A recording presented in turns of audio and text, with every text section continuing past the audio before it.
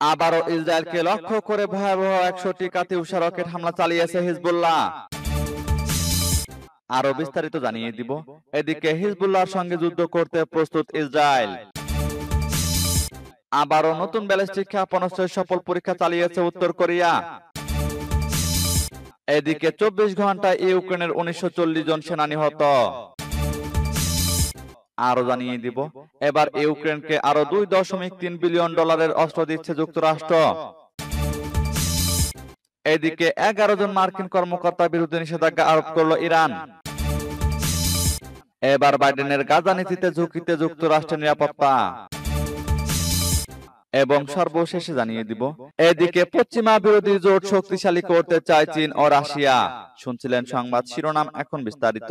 তবে তার আগে অনুরোধ থাকবে, এই ভিডিওতে একটি লাইক দিন এবং কমেন্টস করে জানিয়ে দিন আপনি কোন জেলা থেকে বা কোথায় থেকে আমাদের সাথে যুক্ত রয়েছেন। এবং সংবাদের সর্বশেষ গুরুত্বপূর্ণ আপডেট পেতে চ্যানেলটি সাবস্ক্রাইব করে আমাদের সঙ্গেই থাকুন। আবারও ইসরায়েলকে লক্ষ্য করে ১০০টি কাতিউষা রকেট ছুড়ল হিজবুল্লাহ। দখলদার ইসরায়েলের হামলায় লেবাননের শক্তিশালী সশস্ত্র গোষ্ঠী হিজবুল্লাহর এক শীর্ষ কমান্ডার নিহত হওয়ার প্রতিবাদে ইসরায়েলকে লক্ষ্য করে ১০০টি কাতিউষা রকেট ছুড়েছে সংগঠনটি। বুধবার কাতার ভিত্তিক আন্তর্জাতিক সংবাদ মাধ্যম আল জাজিরার এক প্রতিবেদনে এ তথ্য জানানো হয়। এক বিবৃতিতে হিজবুল্লাহ জানিয়েছে, জ্যেষ্ঠ কমান্ডারকে হত্যা করায় ইসরায়েলের দখলকৃত গোলান হাইটসের ২টি স্থানে এসব রকেট ছোড়া হয়েছে। তারা বলেছে, হিজবুল্লাহ যোদ্ধারা গোলান ডিভিশন হেডকোয়ার্টারের নাফা ব্যারাক এবং আকাশ ও ক্ষেপণাস্ত্র প্রতিরক্ষার হেডকোয়ার্টারের কেইলা ব্যারাকে হামলা চালিয়েছে। তারা আরো বলেছে, ইসরায়েলি শত্রুরা লেবাননের উপকূলীয় শহর তায়ারে যে হামলা ও হত্যা চালিয়েছে সেটির জবাবের অংশ এই হামলা। দখলদার ইসরায়েলের হামলায় হিজবুল্লাহর অন্যতম জ্যেষ্ঠ কমান্ডার নিমার নাসের নিহত হন। তিনি হজ আবু নিমা নামেও পরিচিত। ইসরায়েলি হামলায় তার দেহরক্ষীও প্রাণ হারান। প্রসঙ্গত, গত বছরের অক্টোবরে ফিলিস্তিনি সশস্ত্র গোষ্ঠী হামাস ও ইসরায়েলের মধ্যে যুদ্ধ শুরু হওয়ার পর এতে যোগ দেয় লেবাননের শক্তিশালী গোষ্ঠী হিজবুল্লাহ। যুদ্ধের শুরুতে হিজবুল্লাহর হামলা তীব্রতা কম থাকলেও গত কয়েক মাসে এটি বৃদ্ধি পেয়েছে। হামলা বাড়িয়ে দেওয়ায় হিজবুল্লাহর সঙ্গে পূর্ণমাত্রা যুদ্ধের হুমকি দিয়ে আসছে ইসরায়েল। এদিকে হিজবুল্লাহর সঙ্গে যুদ্ধ করতে প্রস্তুত ইসরায়েল। ইসরায়েলের প্রতিরক্ষা মন্ত্রী ইয়োব গ্যালান্ট বলেছেন, লেবাননের সশস্ত্র গোষ্ঠী হিজবুল্লাহর বিরুদ্ধে যদি যুদ্ধ করতে হয় তবে তার জন্য প্রয়োজনীয় যে কোনো পদক্ষেপ নিতে ইসরায়েলি বাহিনী প্রস্তুত আছে। খবর আল জাজিরার। গ্যালান্ট তার কার্যালয় থেকে জারি করা এক বিবৃতিতে একথা জানিয়েছেন।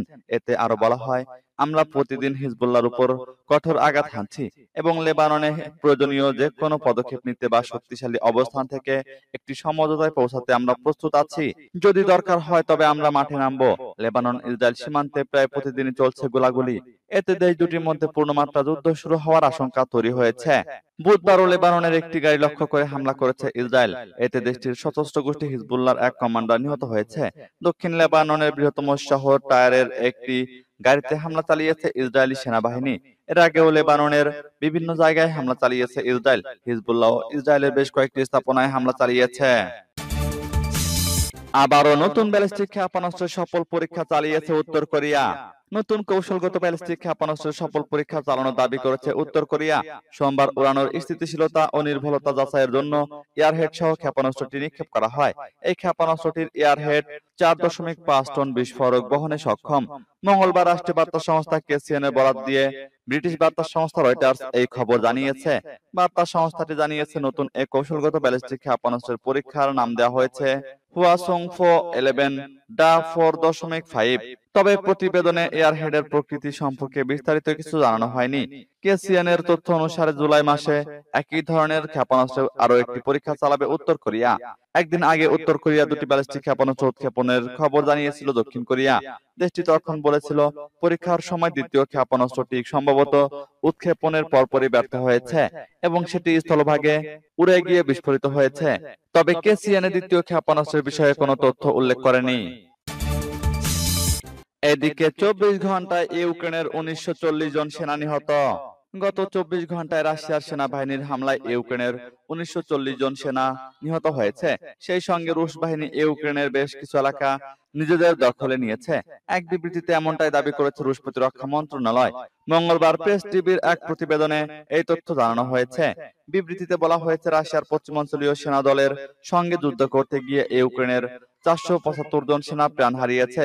অন্যদিকে রাশিয়ার মধ্য অঞ্চলীয় সেনা দলের সঙ্গে লড়াইয়ে ইউক্রেনের 405 জন সেনা এবং রাশিয়ার পূর্ব অঞ্চলীয় সেনা দলের সঙ্গে লড়াইয়ে ইউক্রেনের 120 জন সেনা নিহত হয়। এছাড়াও রাশিয়া দক্ষিণ অঞ্চলীয় সেনা দলের সঙ্গে লড়াইয়ে ইউক্রেনের 620 জন সেনা নিহত হয়েছে বলে জানানো হয়েছে রুশ প্রতিরক্ষা মন্ত্রণালয়ের বিবৃতিতে। এদিকে খার্কিভ অঞ্চলে রাশিয়ার উত্তর অঞ্চলের সেনাদের সঙ্গে লড়াইয়ে ইউক্রেনের 320 জন সেনা নিহত হয়েছে। ইউক্রেনের ওই অঞ্চলে বড় ধরনের অভিযান পরিচালনা করেছে রাশিয়া। এ বিষয়ে রুশ প্রেসিডেন্ট ভ্লাদিমির পুতিন জানিয়েছেন, রাশিয়ার সীমান্তবর্তী গ্রামগুলোকে রক্ষার জন্য বাফার জোন তৈরি করার লক্ষ্যে এই অভিযান চালানো হয়। রুশ প্রতিরক্ষা মন্ত্রণালয়ের বিবৃতিতে বলা হয়েছে, অভিযান চালিয়ে তাদের সেনারা খার্কিভ ও দনেতস্কের দুটি এলাকা নিজেদের নিয়ন্ত্রণে নিয়েছে। তবে ইউক্রেনের পক্ষ থেকে এ বিষয়ে কোনো মন্তব্য পাওয়া যায়নি। আবারও ইউক্রেনকে আরো $2.3 বিলিয়ন অস্ত্র দিচ্ছে যুক্তরাষ্ট্র। ইউক্রেন যুদ্ধে রাশিয়ার বিপক্ষে লড়তে আরো অস্ত্র পাঠানোর সিদ্ধান্ত নিয়েছে যুক্তরাষ্ট্র। এবার জেলেনস্কির সরকারকে নিরাপত্তা সহায়তার অংশ হিসেবে আরো $2.3 বিলিয়ন অস্ত্র পাঠানোর ঘোষণা দিয়েছে পেন্টাগন। মঙ্গলবার মার্কিন প্রতিরক্ষা সচিব লয়েড অস্টিন পেন্টাগনে ইউক্রেনের প্রতিরক্ষা মন্ত্রী রুস্তেম উমেরভের সঙ্গে বৈঠকে এই প্রতিশ্রুতি দেন। একই সঙ্গে ন্যাটোতে যোগদানের জন্য ইউক্রেনের আকাঙ্ক্ষার প্রতি পূর্ণ সম্মতি জানিয়েছেন তিনি। ইউক্রেনের কর্মকর্তারা কয়েক মাস ধরে তাদের মিত্রদের প্রতি রাশিয়ান বাহিনীর ঘন ঘন ক্ষেপণাস্ত্র ও ড্রোন হামলা মোকাবেলায় আরো বিমান প্রতিরক্ষা ব্যবস্থা সরবরাহ করার জন্য আহ্বান জানিয়ে আসছে। অস্টিন বলেন, আমি গর্বিত যে মার্কিন যুক্তরাষ্ট্র শীঘ্র ইউক্রেনের জন্য $2.3 বিলিয়ন বেশি নতুন নিরাপত্তা সহায়তা ঘোষণা করবে। প্রেসিডেন্টের ক্ষমতা বলে অনুমোদিত এই প্যাকেজটির আওতায় আকাশ প্রতিরক্ষা, ট্যাঙ্ক বিরোধী অস্ত্র এবং অন্যান্য গুরুত্বপূর্ণ গোলাবারুদ সরবরাহ হবে।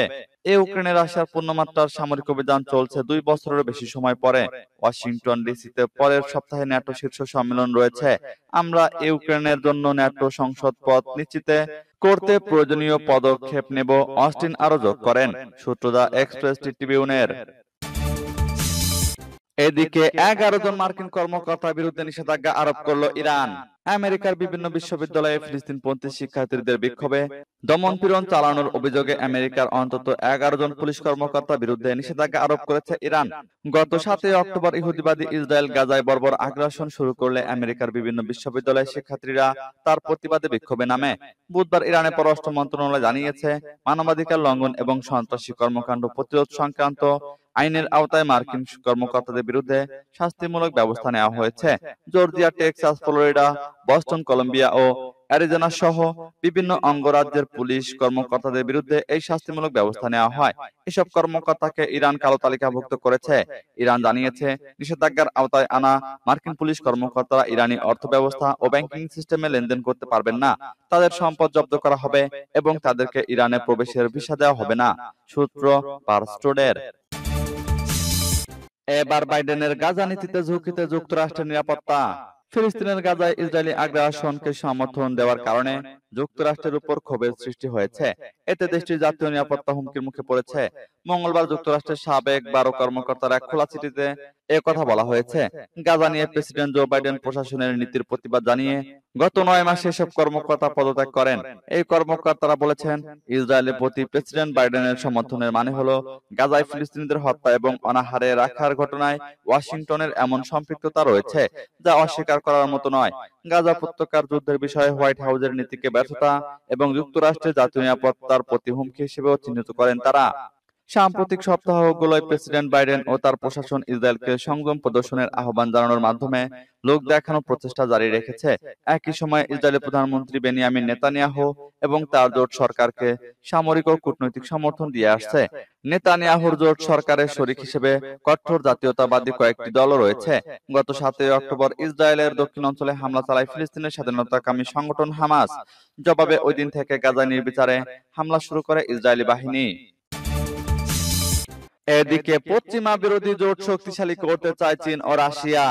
পশ্চিমা বিরোধী জোটকে শক্তিশালী করতে ও কৌশলগত মধ্য এশিয়া অঞ্চলে প্রভাব বাড়াতে বুধবার কাজাখস্তানের আস্তানায় শুরু হয়েছে 2 দিনের সাংহাই কোঅপারেশন অর্গানাইজেশন আঞ্চলিক সম্মেলন।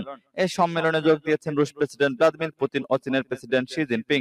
9 সদস্যের এসসিও নামের এ সংস্থার স্থায়ী সদস্যগুলো হলো এই বছরের আয়োজক কাজাখস্তান, ভারত, চীন, Kyrgyzstan, Pakistan, Russia, Tajikistan, Uzbekistan ও গত বছরে যুক্ত হওয়া ইরান। এবছর এতে সদস্য হিসেবে যুক্ত হতে পারে বেলারুশ।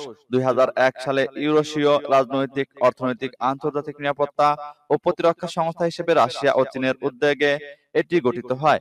এই সংস্থার অধীন যে দেশগুলো রয়েছে সেখানে বিশ্বের অর্ধেক জনসংখ্যার বসবাস। গতকাল ক্রেমলিনের এক বিবৃতিতে বলা হয়, এবারের সম্মেলনে এসসিও সদস্য দেশগুলোর নেতারা পরস্পরের মধ্যে বহুমুখী সহযোগিতা আরো গভীর করার ও এসসিওর কার্যক্রম উন্নত করতে আলোচনা করবেন। এর বাইরে রুশ প্রেসিডেন্ট ভ্লাদিমির পুতিন দেশগুলোর নেতাদের সঙ্গে দ্বিপাক্ষীয় বৈঠক করবেন। 2022 সালের ফেব্রুয়ারি মাসে ইউক্রেনে হামলা করার পর থেকে মস্কো ও বেজিং এর মধ্যে রাজনৈতিক, সামরিক ও অর্থনৈতিক সম্পর্ক আরো মজবুত হয়েছে। এই সম্মেলনে গতকাল যোগ দেন পুতিন। এর আগে গত মঙ্গলবার এখানে এসে পৌঁছান শি। তারা দুজন এসসিও সম্মেলনকে মধ্য এশিয়ার তাদের কৌশলগত স্বার্থ বৃদ্ধির গুরুত্বপূর্ণ ফোরাম হিসেবে দেখেন।